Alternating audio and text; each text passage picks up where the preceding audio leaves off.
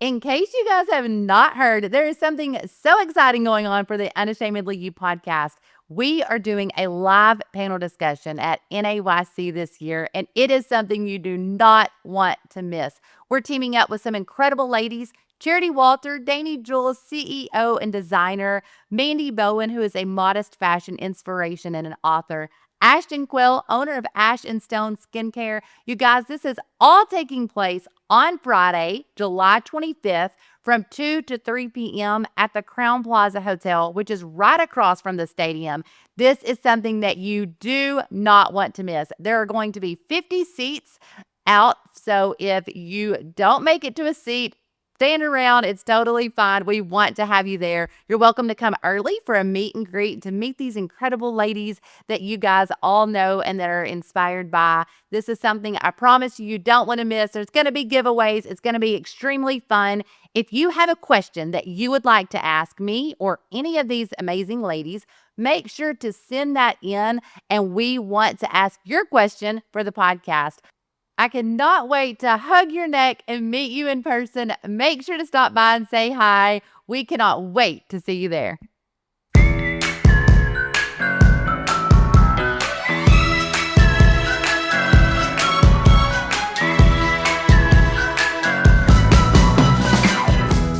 Hello and welcome to the Unashamedly You podcast, a space to enlighten, encourage, and empower you to go out and unashamedly be who God is calling you to be.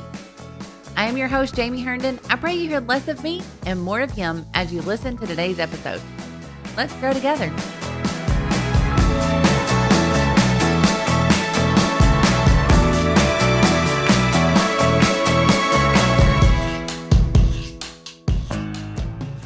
The guest that we have with us on today is an inspiration to so many. And whenever I think about her, I think about something that my Bishop Holmes, he often says that you want to live your life blameless before others and before God.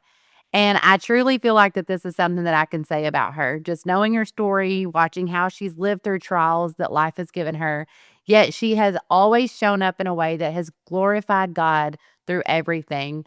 Lysandra Trimble-Marsh, what a high honor to have you to speak to all of us today on the podcast. I'm so happy that you were able to make it on. Just take a moment and tell us a little bit about you and what you have going on first. I would love to. Thank you so much for having me on your podcast. I count it an honor and I appreciate what you do for the world. And I'm just so happy to be a part of your vision. So my story is it's a compounded one. So I'll skip a lot of the details, but I was kind of raised in church. My dad was he came to the Lord later in life, and so he there were things when he was raising me. They got married young, got had me young. I was a little surprise baby. So my parents were kind of growing up and learning about all of this at the same time as they were raising me. Um, my mom was raised in church, but my dad and mom had met in church when he was a new convert, essentially. So I was mostly raised in church, but my parents split up for a little while, and so there was some time there where it was like I was, just kind of living life, and just learning and growing and figuring stuff out. But it wasn't until I was 13 I got the Holy Ghost, and then I was 16 and I got baptized. So after that, I really did. I love the Word, and I just dug deep and just started diving into the Word. And honestly, those foundational years, just eating the Word up, eating it up, just diving in and figuring out, asking all the questions, right? Asking all the questions, the whys, the how comes, but finding them, finding the answers in the Word. And really that was what established me. I look back over my life and so many of those moments in my youth when I was going to youth camps and laid out on the floor, bawling my eyes out, committing myself to God, worshiping when nobody else was, or staying the last one in the altar because I just needed more of God. Those were the moments that I look back on when I'm going through hard times. I'm like, I consecrated myself. This is real. God has done so much for me in my life from the time I was a youth. So, and I didn't have things figured out. Like I said, it was just one of those things. I just hungered and thirsted for God, and I made lots of mistakes along the way, and I met challenges along the way, and heartaches and disappointments, people falling out in my life that I trusted, all the things that we face as growing in the Lord and living for the Lord. Um, but always coming back to it's all about Him, and coming back to He's my source for everything. And so I think about the story of Daniel a lot, um, 'cause it wasn't when he was tried that he figured out, "Oh, this is my God, and this is who I'm gonna live for." It was all the things before then that he lived out and went through with God. So many characters in the Bible were that way. Joseph, I mean, good grief, we could just name them all. David, all of them, they had these moments of consecration with God before they got to the hard things, so that when they were approaching the hard things, it was like nothing else. It was the same. It was no different. They were going to keep pressing and keep pushing and keep trusting and keep falling more in love with the Lord. And in those times I found that I learned a great deal about myself and about him in such deeper and greater ways. So that's kind of my base. And then I met Anthony when I was about 18. No, was I 18? Yeah, I was 18. I met Anthony when I was 18 and we became instant friends. So I am originally from Odessa, Texas. I left there at about 20 years old and moved to St. Louis, Missouri, where Anthony and I began kind of to dive into our relationship a little deeper. I had really prayed and fasted about it before I left because I didn't want to leave Texas. Texas is amazing, And yeah, so we went ahead and prayed about it and fasted, and I got 3 confirmations. I needed to move. I needed to leave. It was time.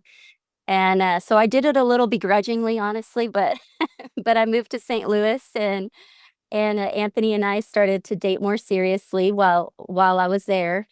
And we probably dated for another couple years, and then we got engaged and had 3 beautiful boys who are just turned 12 this last week, going on 20, and my middle is 9, he'll be 10 soon in August, and then I had another one a week ago 2 weeks ago, sorry, turn, 7. So, they're all growing up and getting big on me, but, yeah, that's where we reside currently. We live in St. Charles, Missouri, and, we lived in Chicago for about a year before we had children or anything. When Anthony and I first married, we lived in Chicago for about a year, and, we're at the Betchers/the Yancey's church, and that was a beautiful experience. We learned a lot and grew a lot. It was the very beginning of our marriage, and so we got to just hit ministry head on and, start growing together. So it was a beautiful start. It was a lot of learning and a lot of transition, but it was beautiful. I love that. So, yeah, you're in the woes and thick of it. A lot of your kids are a lot the same ages of mine. I have Ada that's Mhm. 16, and then, Evie that's 10, and Ezra is 6. And Very, very close. Yes. life is busy with kids those age. Yes, it is. Yes, it is. One thing that I have always loved and admired about you is your worship. I can remember seeing photos and videos of you worshiping during incredibly difficult times, moments whenever everyone was posting prayer requests because your family was walking through something heavy. And then I saw you worship on what had to be one of the hardest days of your life. You've continued to worship through seasons when, from the outside, it did not make sense to do so. Would you just be willing to share some of your story? Maybe start with that story of you and Anthony meeting and then show us how that the Lord has kept you through each one of those seasons of life. Would love to. Um, so worship is one of those things that has been a part of our fabric from the beginning. It was one of the things that drew us to each other. Um, when he started talking to me, he said, "You were the last one in the altar just worshiping God, and that's what drew me to you." And that was one thing that drew me to them, because the Trimbles are such a worshiping, they just know how to enter you into worship, and they understand the philosophy and theology of worship so well. And while I was in Texas, they were evangelizing, and that's when we met. When they were evangelizing, they came through our church, and there was a lady named Tammy Parrish at my church. She's a force, for God, and she started teaching the youth group about worship, and so I learned it at a younger age, probably when I was 16, 17, and that changed my life, honestly. Learning and understanding worship, true worship, and what each thing meant, raising our hands, surrendering ourselves, posturing ourselves, all of those things. It became a way of how I prayed and got in touch with God. That honestly was how I started blossoming my relationship with the Lord. So when the Trimbles came along and they were just flowing in the Holy Ghost and unctioning everyone to worship, I was like, this is amazing, and just got lost in it. And so it was one of the things that drew Andy and I together in the beginning. And it was something that held us through our entire relationship, things that we went through, transitions that were hard. Like I said, we also lost a baby. We miscarried a child, and that was a really big crushing blow for us, because I'm aging myself, but back in those days, you didn't hear a lot about it, and so you didn't get a lot of help in those areas and scenarios, and you thought you were the only one going through it. And then you start talking to people and you realize, oh, lots of people are dealing with this, but which is the word of our testimony. That's how we strengthen one another. And it's a beautiful thing. But worshiping along those lines, worshiping and just giving it all to the Lord, laying it all out there, laying out your pain and all of that. That's what kept us through all of those hard things, through the diagnosis, through the treatments, and through keeping our family a family during that time. So when Anthony was 30 years old, he was diagnosed with stage 4 cancer, colon cancer. Um, we were young, we didn't know. We had no idea that the symptoms he was experiencing could be that serious. So when the diagnosis came, it was a very big shock to us. It was a very big shock to our systems. Uh, it shook us. It shook us for sure. Um, but we kind of went inward for a few days and prayed and sought the Lord and rallied with our family and just felt the peace of God. We worshiped. We told him, we trust you, Lord. We just came to this place where we're like, God, you're in control no matter what. No matter how awful this looks or how bad the diagnosis looks, you're in control. And they initially, I mean, the nurses were crying when they gave us the diagnosis because it was that bad. His liver was riddled with cancer, um, because it had spread from his colon, and he had some in some lymph nodes, and the prognosis just was not good at all. They had given us about 2 years. Um, and so, again, shock to the system, shock to our family.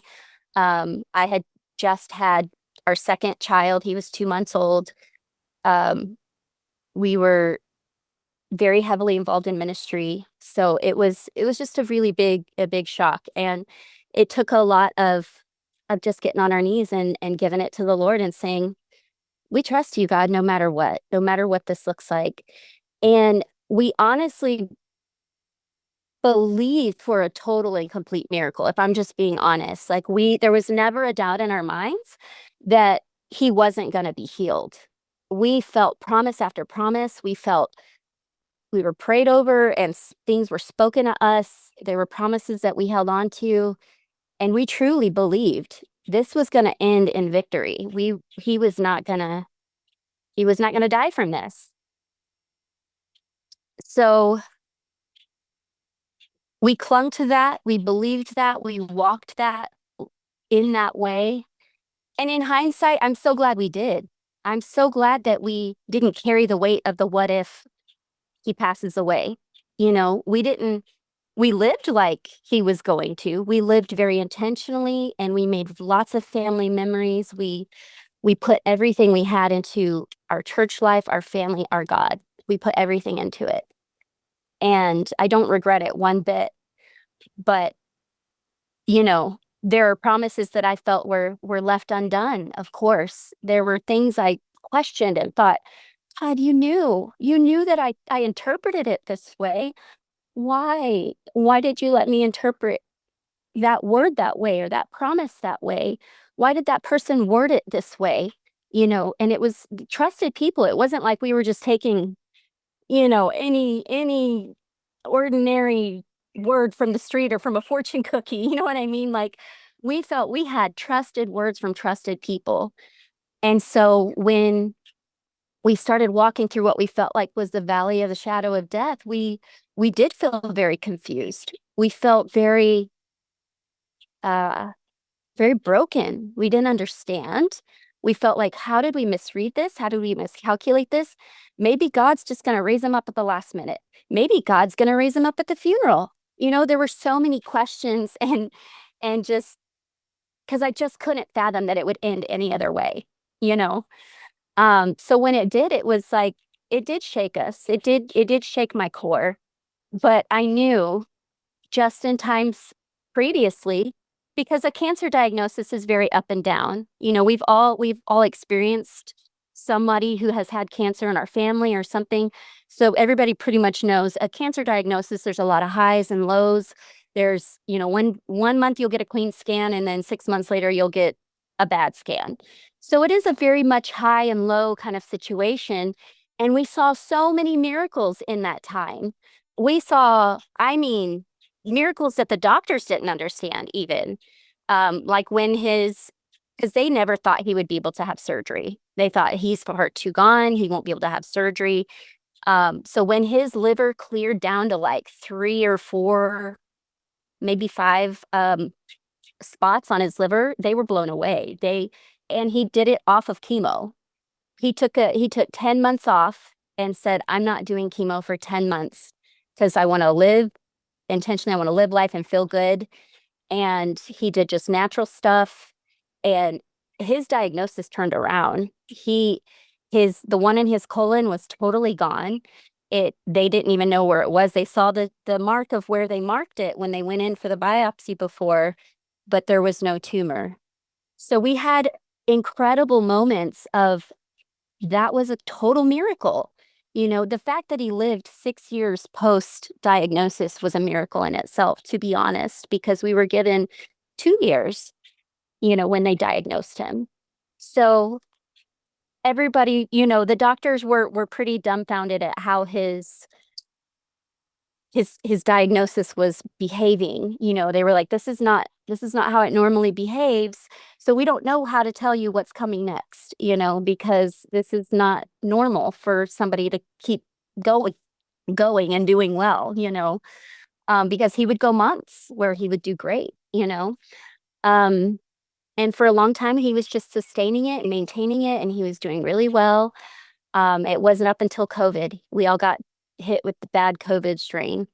And after that, it seemed like his immune system just really went downhill, and we never did get a good scan after that. But when I say that the hand of the Lord was in that entire process, he sustained us, he kept us emotionally, mentally, spiritually, financially. He kept us. There is no I literally cannot complain. I cannot complain because he was so good to us in that process.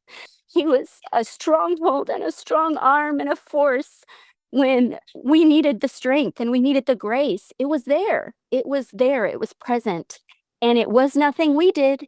It was all just him. It was found in his presence and in submitting ourselves and surrendering ourselves each and every time we came to something that was hard, that was difficult. It was just, here am I, Lord, take it, take it. And it always came out better for us emotionally and mentally and physically. So when it came time when I had to part with him and I had to say goodbye, there was no other option. There was no other option. I had to live exactly how we had already lived before, in worship, in surrender, in giving myself wholly to the Lord, mind, body, soul, strength, all that I am. If I had given all that I was along the way and along the journey, then that's what I had to do now. What other option was there? Nothing else made sense to me. There was no other way.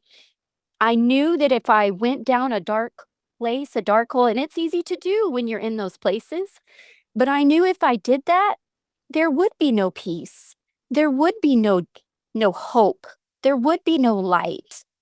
I knew the only way that I was going to get through this was through sustaining myself in the Lord, was keeping myself attached to him and his purpose and his love and his light and his life-giving force. That was it. That was the only way.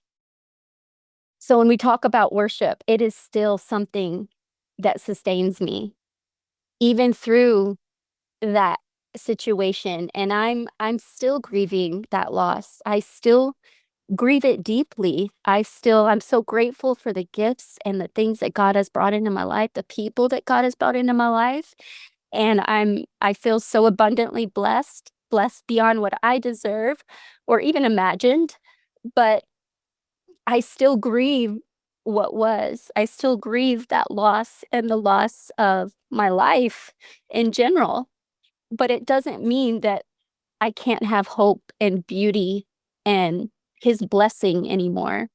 I can still have all of those things, and it might look different. It's gonna look different. He told me, Lysandra, I'm keeping you, but it's gonna look different. I'm keeping you in ministry. Ministry didn't get taken from you just because it looks different. It's not getting taken away. It's just gonna look different. So I just had to come to terms with and be in tune with what God was telling me. It's gonna be okay. It's not gonna feel good. It's gonna hurt. It's gonna be painful. It's not gonna make sense. When I look around, it feels like I'm living a parallel life, like universe, like I stepped into a parallel universe. It's so bizarre, having lived one life and now you're living another. It is really unusual, and it's hard to explain in words really, but it's still a blessing, and I still find the blessing and the beauty in the brokenness, and the broken things, and there are just things along the way that the Lord says, "I see you. I know you're there. You just have to look for them. You have to be open. Your eyes have to be open. Your heart has to be open to see what he's saying and to see what he's gifting you." Because it's really easy to shut him out if you want to shut people out, to shut love out because you're feeling so much hurt. You're feeling so destroyed. You're broken beyond what you feel could be repaired. I remember saying I literally felt like pieces of me went with him. Like I felt like I would never ever be the same. And I still feel like pieces of me went with him. I don't feel like I'm the same person that I was. But I do know that God is rebuilding me, and he's reshaping me, and he's teaching me, and he's growing me into something more, something different, something that I didn't imagine for myself, but that I'm content. I find content in whatever season I'm in, right? That's biblical. We're supposed to find contentment in whatever season, however it looks. Find something to be grateful for. Find the light in it. Find the blessing in it. And that's, just trying to live by the word, just trying to live the way he taught us to live, and just trying to stay connected to the vine. And because I feel like it's the only way. It's the only way to get to the other shore, to get to the other side, to see all those people we love that have gone on before us. Such a beautiful story, but talking about, how that there was nothing else to do. I love that you mentioned that, like you worshiped him, you trusted him, you still have to trust him. You still have Yeah. to lean on his unmovable hand, his unshakable hand. You have to trust it whenever you don't even have the faith or the strength, you can lean on the Lord.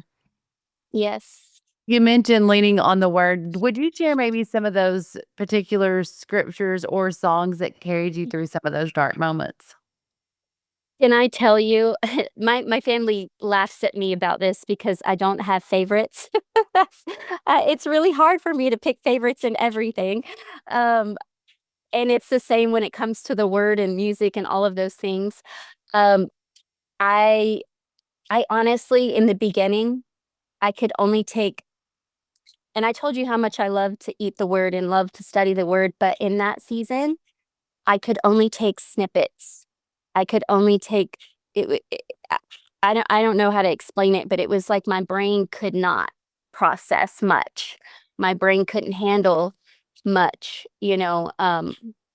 so I literally would just take small snippets of scripture that that would feed me, and I would worship a lot. I made playlists, like victory playlists and grieving playlists.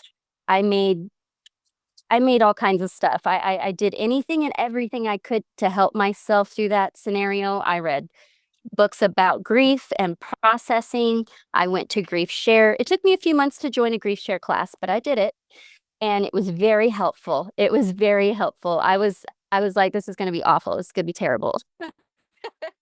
But it was beautiful, actually. It was very helpful, and, I yeah, I did anything and everything I could to help myself. When it came to the word, there was a book called, Streams in the Desert. It's been around for a long time. It's been reprinted and everything. Um, that book, somebody that had lost a spouse actually purchased it for me, and that book was like that's the one I read every single day. Like, it kept me, and I prayed the prayer, "Jesus, keep me. Jesus, keep me," because I felt like I was drowning, floundering. I didn't know what way was up, down. Everything felt dark. Nothing felt happy. Even when I was, trying to live for my boys and do things for my boys, and love them and help them through their grief, I the feelings weren't there. It was like I had to just lean on the Lord and just do what I knew to do. That was a really good advice piece of advice was just keep doing what you know to do. Take one foot and take one step each day. Just do what you know to do, what you know is right in your heart. You know the things that are right. Don't trust your feelings in that process because they are reckless, they're all over the place, they're dark, they're deep, they tell you many untruths. So, if I could tell something to somebody going through the dark place, do not trust your feelings. Do not trust that. Trust the word that has been hidden in your heart. Trust the words that your pastor has laid out before you. You're not going to feel like going to church. You're going to feel like falling in a hole and staying there and not seeing anybody. You're going to feel like, I don't want to do this. I don't want to connect. I don't feel like connecting. You're going to feel all of those things, but don't do it. Don't stay there. I wholeheartedly believe in grieving properly and being true to that process, but it's a fine line because you can find yourself tipping too much to the other side where you start floundering and you start spiraling downward very quickly, and that's not a good or safe place to be, and it's very easy to slip to that direction. So, if I can give a piece of advice is not trust your feelings and just keep walking, keep doing what you know to do, do the right things. Go to church. If you can't make every service, that's understandable, but go to church. Keep going to church. Don't fall off the face of the earth. Continue meeting with people. You're not going to feel like it. Do it anyway. Keep connecting with people. Keep connecting to church events. Even if you feel like this is awful, drudgery, I'm dragging myself there, do it anyway. Because at the end of the day, 6 months down the road, you're going to be like, wow, the Lord met me here, here, here, here, and here. And you're not going to have those opportunities for the Lord to meet you there if you're not there. He's not going to be able to speak to you in those supernatural group settings where the Spirit of God is just flowing so strong. He's not going to have those opportunities to do that for you if you're not present. So just go. Even if you're sitting on the back row, just go. Even if you show up 20 minutes late, go. There were times, like I said, worship was deep for me. I was very connected to Anthony through worship. So there were times that I didn't go to worship service in the very beginning. I had to stop and come after worship service, post worship, I'd show up, because it was what my heart could handle at the time. But I didn't want to stop going. I knew if I stopped going, it's just so quick like that, just a few services and you're in such a dark place. So I really tried to just stay connected to the body and just continue doing what I knew to do and keep worshiping. And Waymaker, good grief. That would probably be one of the songs that helped me conquer some things, because even when I don't see it, even when I don't feel it, you're working, Lord. Everything around me is on fire. It's crumbling. It's destroyed. And I don't see it right now. But I know one day, this is a season. One day I'm not going to be in this season. One day I'm going to be in a season where there's rain, there's fresh air, there's sunshine, there's a rainbow. One day I'm going to be there. But right now I'm not. And so I've got to press to that hope, press towards that mark, press towards a better season. And something the Lord dealt with me during that time was, Lysandra, don't waste this season. Don't waste this season. It feels awful and it's a desert place and it's a hard place and it's a dark place, but don't waste it, because I'm here. I'm in the depths where nobody else is. When nobody else can meet you in that place, I can meet you in that place. He revealed himself in such beautiful ways to me during those times, because we all know people have busy lives. They move on. They have to keep moving and living their lives. So you have to kind of find a way to walk this with you and the Lord. You can't depend on other people to get you out of that place. It is a blessing and the body works that way, but you can't rely on it. You have to find it with the Lord, and you have to rely on him to get you through those dark days and those dark moments. Literally moment by moment. Some days it was literally moment by moment. Some days were that hard, but he did it. He absolutely did it. He was faithful every single time. When there were days where I'm like, God, this is it. I can't do it anymore. I can't. He would send somebody with a word, or he'd send a song or something. He would send me something to show, I see you, Lysandra.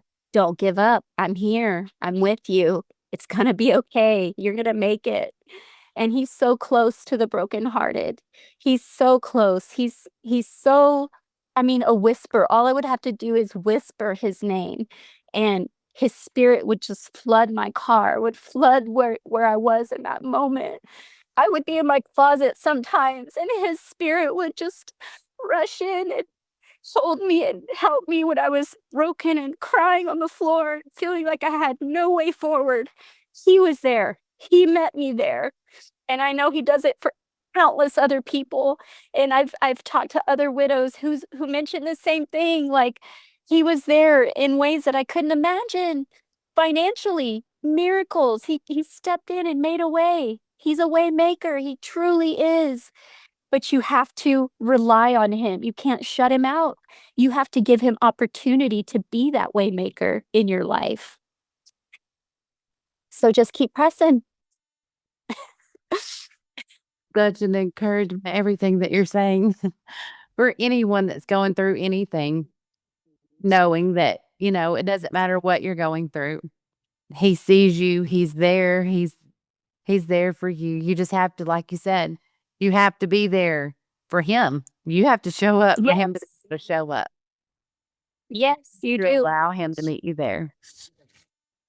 What would you say to which I kind of feel like that you already answered some of this, but you may have some more to say. We'll see. What would you say to someone who is in a hard season right now and they are struggling to worship? That numb or overwhelmed, even angry feeling that you had talked about. Mhm. What encouragement would you give them? My sweet husband just brought a fan out here and some Kleenex to me. How precious is that? Thank you, Lord. Anyway, Wait. I man, I feel emotional. I'm sorry because I hurt for all of those people because I know right where they're at and how much it hurts and how painful it is. And there were some days I did just want to die, being honest. Like, I'm just going to be honest because I know there's somebody out there who probably feels that way or has faced that or prayed it and said, God, just let me die. There were times I prayed, God, just please take me and my children. Just take us, God. Like, this is too hard. This is too much. But I'm glad he didn't answer that prayer. He knows. He's the Lord of all. He knows just what he's doing and he knows the right things and the right timing for things. But I know that pain. And I know that it's not something that you can just talk yourself through. It's not. It's not something you can just self-help yourself through. It's it's it's something that is beyond us. It is beyond us. And I think it's supposed to be because like I said, we have to get to that place where we say, God, you are God of all. You are God of all of this mess. And you're the only one that's going to be able to fix it and sort it. In my own intellect, in my own gumption, I can't do it. I cannot do it. It's got to be you. And when he shows up, it's like there nothing can shake you after that. When he shows up and he shows himself so faithful and evident in your life, nobody can take that away from you. Nobody could say, "Oh, God doesn't exist," because you know he met you in the most difficult place of your life and helped you through it, walked with you through it. He's not going to take it away, but he's going to walk right with you through it. And he will in those deep, dark places where nobody else is. He will be there. Be honest with yourself and with God. Don't be afraid to tell God, I'm numb. God, I'm broken. God, I feel nothing. God, I don't feel you. Or God, I'm struggling to trust you, or I'm struggling to have faith today. Be honest with God about those things. He wants us to be honest with him about those things. Just like when our kids come up to us and say, "You're being mean," no, baby, I'm not being mean. I just need you to understand that A, B, and C will work itself out because we need to go through this process. It stinks right now, but we're going to get to a good place, and we know as their parents, it's going to be okay. We're going to see them through this hard situation that they think we're so mean in. It's the same thing with the Lord.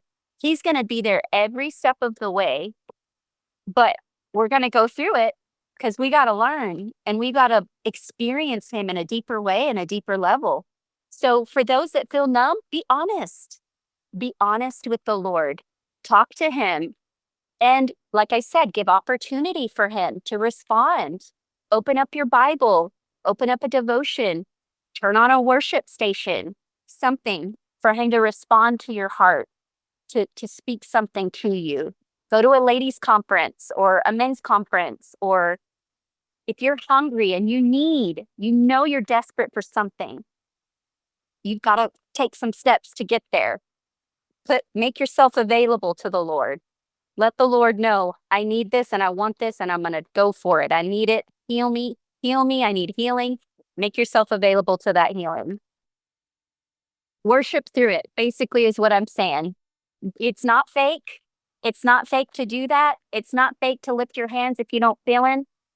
You just do it anyway because he's faithful. He deserves the glory. He deserves the honor. And before you know it, there is something about posturing that breaks spirit realms, right? It breaks through the spirit realm.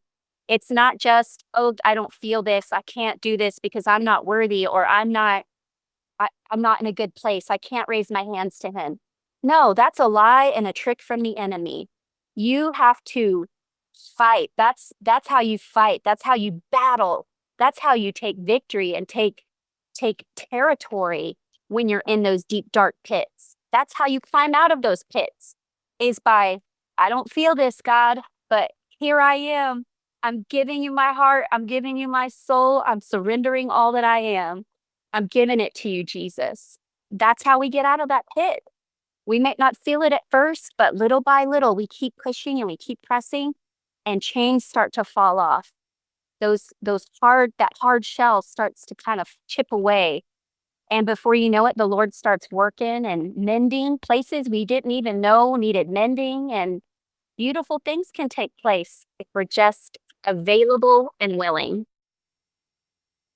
That is so beautiful, but yes, just like you said, being available and willing to allow him to work. Everything that you've talked about has just been, you have to make yourself available for him to be Yes. able to do the work. Yes. Could you speak to somebody that may feel like they are in total darkness right now? They are going through all the things, and remind them that the sun will shine again and that there is still hope with God. There absolutely is still hope.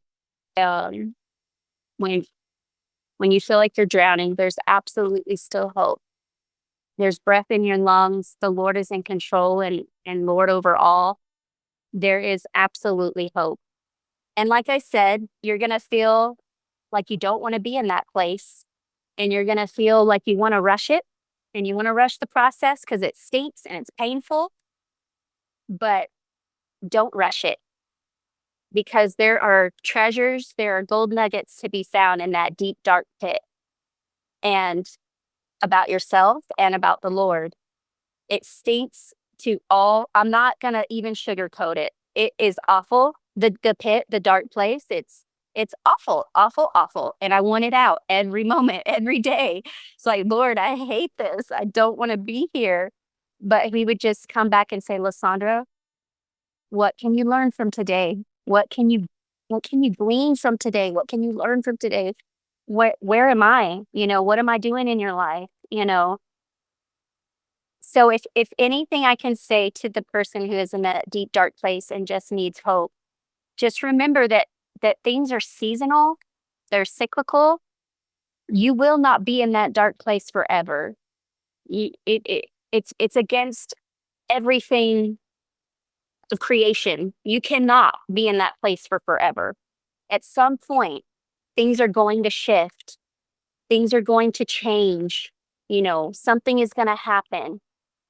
But it is so important that you stay plugged in, because if you're just sitting in that dark place and just waiting, and you're not doing anything, you're not active, and you're just sitting and you're just molly grubbing in the dark place, it's going to take longer to get out of that place.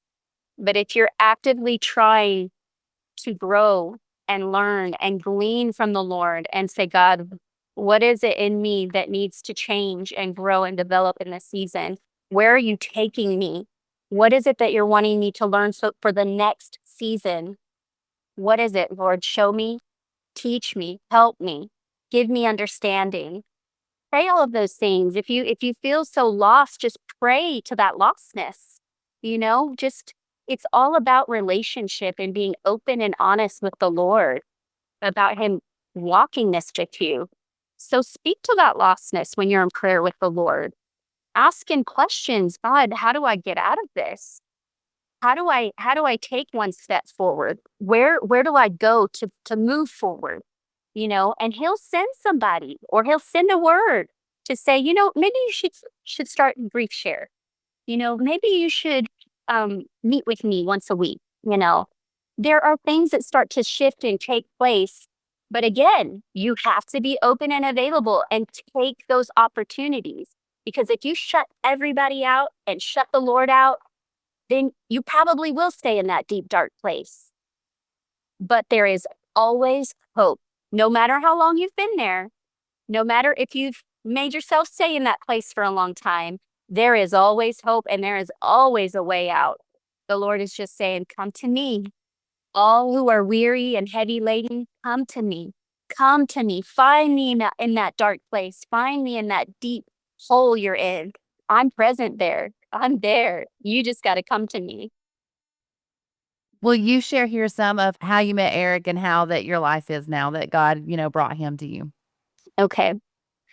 So I met Eric. It was such a weird thing. I met Eric through mutual friends on Facebook, actually. And when we first connected, we just connected as friends on Facebook, and that was it. Like, we didn't exchange conversation. We didn't we didn't message, we didn't do anything. We didn't say hi, nothing. We just he just friended me and that was it. Because we had a lot of mutual friends. It was so crazy that we had never met. We had never met, but we had so many mutual friends. One of his best friend is brothers of one of Anthony's really good friends, and he worked with on the GYD.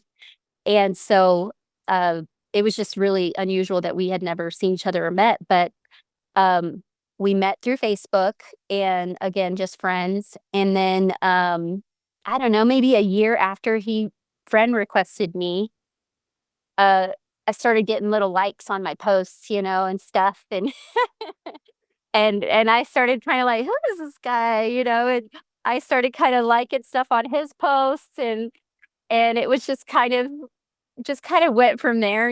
We just kind of started this Facebook friendship. And then a little while into it, he still hadn't approached me or anything.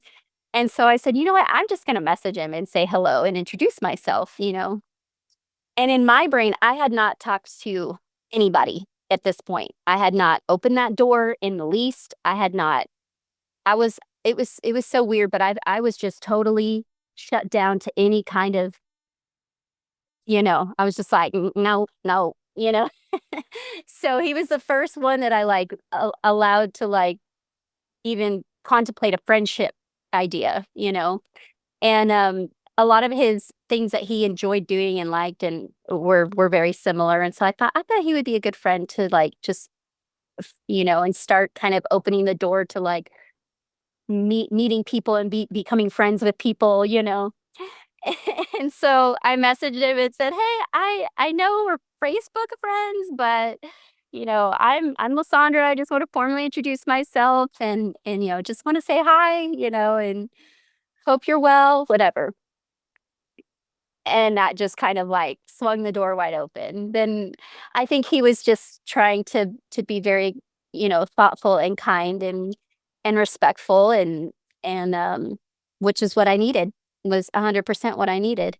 And so from that point on, we just kind of started a fast friendship, and we're kind of at the age where we know what we want and don't want. So we pretty much just started dating pretty soon after we became friends. And yeah, when you both have kids, it's a different world.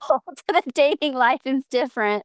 You're like, all right, let's all go to the mines together. Let's I think we probably had like two actual dates one on one.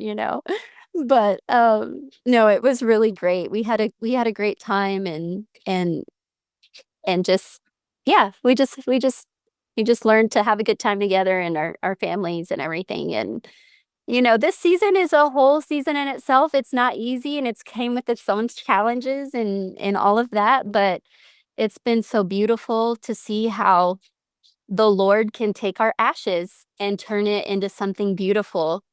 And I've posted about this before, um, how he allows me to grieve that, and he allows space for me to love and grieve what I had. And I totally that was on my list of like, this is what I have to have. Like, I will never not love Anthony. So if I am to move forward with somebody, I need it to be somebody who understands that and understands that we will remember him forever and cherish him forever. And he will be very present in our lives, you know? And he's been so amazing about that and so generous and kind in that regard. Um, you know, the boys love his music and blast his music all the time, and it's helped in their healing process as well, you know, and um, yeah, it's been a beautiful thing, uh, and something that you know we don't know how it unfolds or how it's going to unfold, and even at the time when I was walking in it, I didn't know how it was going to unfold, and I still don't. But I'm still trusting, I'm still holding, and I'm still believing, and trying to just keep God in the center of everything we are and everything we do, because that's the best life. That's the best way we have hope, you know, that everything's going to turn out well and that everything's going to be as it should, is if God's in the middle of it, in the center of it. That's a beautiful story. That's funny that now everyone I feel like starts with Facebook friends or Instagram friends. I was talking to a girl the other day and she said, yeah, well, he asked for my Instagram handle. And I'm like, okay, I guess that's the new ask for your number type thing. Yes. Yes, it totally is. It really seems way Absolutely. easier. Oh, for sure, you know, because I mean, he at the time, he lived in Illinois and I lived in Missouri, so it wasn't like we were attending the same things, you know what I mean? And that's probably why I didn't I didn't see him at stuff, but he would come and visit because he had a lot of friends here and very close friends, and so he would visit. And so he actually met the Trimbles before I did. Funny story. We were the Trimbles went and spoke at a church for a special it was a special service, and he happened to be there the same service. He was visiting his friends and happened to be there at the same service, and he went out to eat with all of them and with the Trimbles, and so he got to meet them. And later that night, I had gone over to the Trimbles' house, and my mother-in-law said something to the effect of, "Oh, I met a really a nice looking young man, uh, and he was so sweet, single guy, and I think his name was Eric Marsh." And I was literally, she was saying this in her living room. She was sitting in her chair, and I was standing in front of the fireplace. She couldn't see my face. And I literally, my eyes just bugged out so big because he had already connected to me. And I thought, what are the odds? What are the chances she's mentioning this man's name? And she had no idea, you know, that I had connected to him and he had started being friends with me. You know, she had no idea.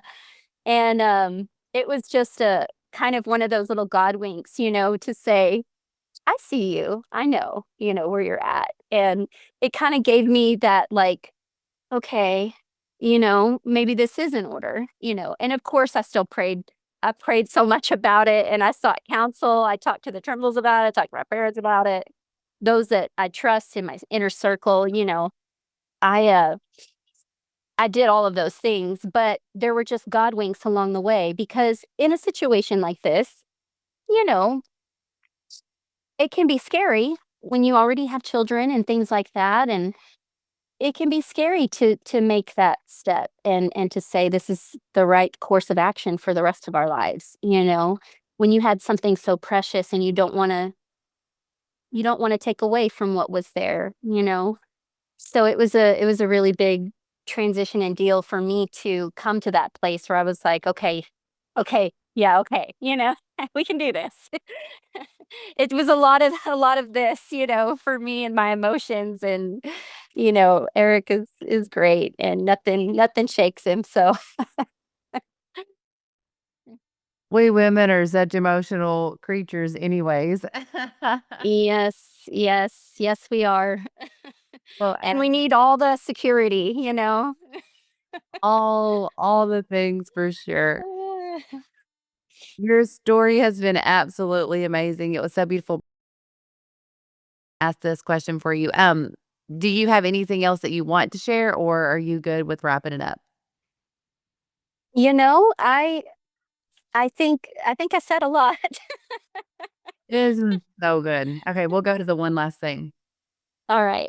Everything that you have shared today has been so encouraging and inspiring for sure.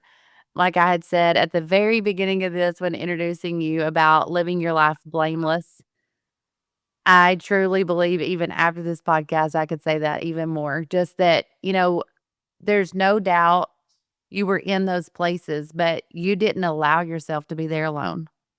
You allowed the Lord and his strong and mighty hand to be there and to hold you and to help you all along the way, which is what God's there for.